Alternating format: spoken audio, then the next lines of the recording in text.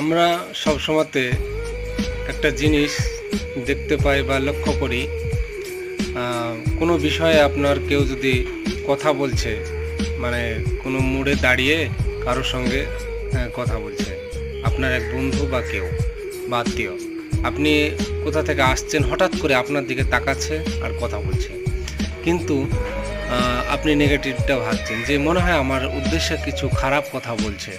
এই যে উদ্দেশ্যটা খুবই খারাপ, নেগেটিভ ভাববেন না কখনো।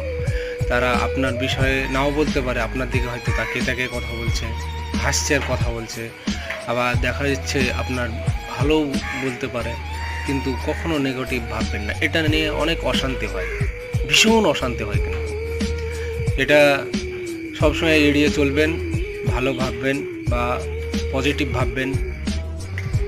আমার ভিডিওগুলো ভালো লাগলে অবশ্যই লাইক, কমেন্ট, শেয়ার